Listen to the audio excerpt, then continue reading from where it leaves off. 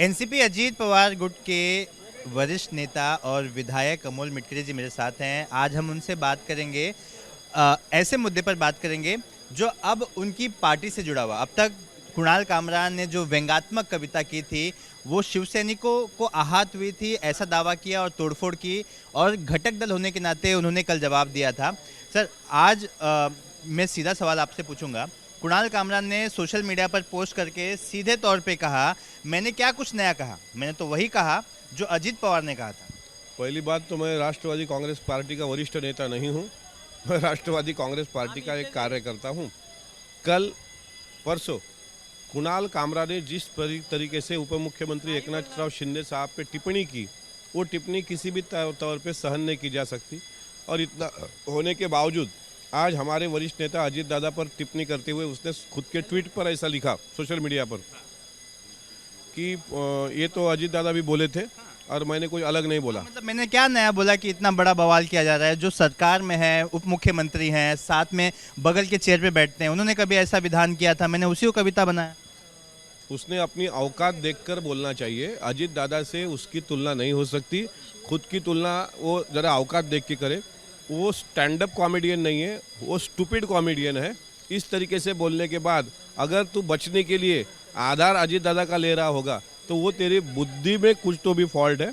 अजीत दादा से अपनी तुलना करके उसने अपनी औकात दिखा दी।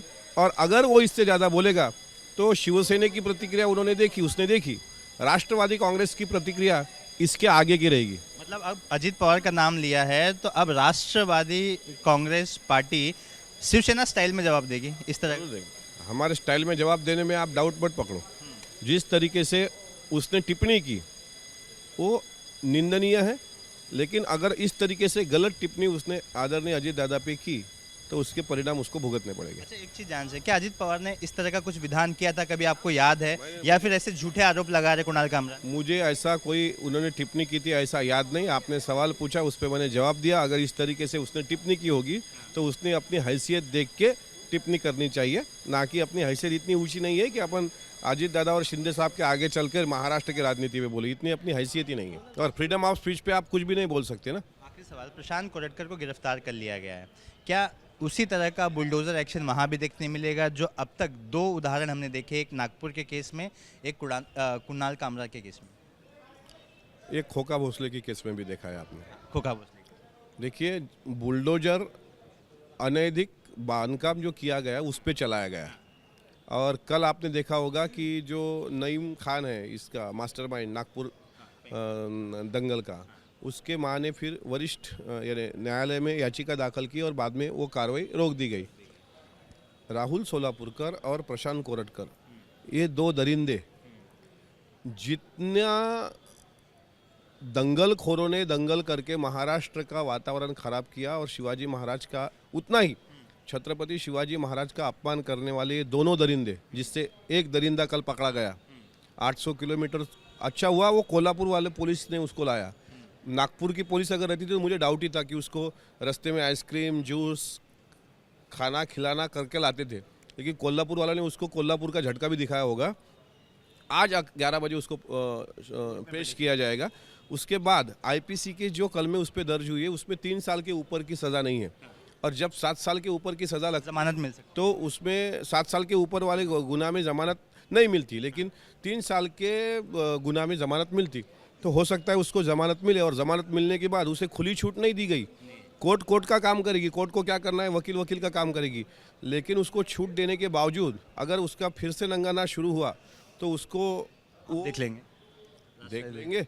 हमारी जान चली गई तो बेहतर, लेकिन शिवाजी महाराज का अपमान हम नहीं सहन कर सकते। जिजाऊ साहब का अपमान हम नहीं सहन कर सकते। संभाजी महाराज का अपमान हम नहीं सहन कर सकते। अगर उसको छूट भी दी तो कभी भी वो हो चाहे सोलापुरकर हो, उसके मुंह को कालित पोंछा जाएगा। वैसे ही कुणाल कामरा की तरह। कुणाल कामरा कोई देशभक्त थोड़ी है। उसकी इतनी बाजू विपक्ष ले रहा है, वो देशभक्त थोड़ी है। उसने जिस तरीके से टिप्पणी की, करो ना आप, टिप्पणी करने का एक स्तर होता है। प्रहलाद केशव अत्रे भी टिप्पणी करते थे, लेकिन एक स्तर रहता था। लेकिन उसकी बराबरी उनके साथ नहीं हो सकती। कुणाल कामरा कौन है? कुणाल कामरा कांग्रेस वालों का दामाद है क्या? कुणाल कामरा कांग्रेस बोलती है जिस स्टूडियो को तोड़ा अभी उसको हम बनाएंगे। बनाओ बोलना।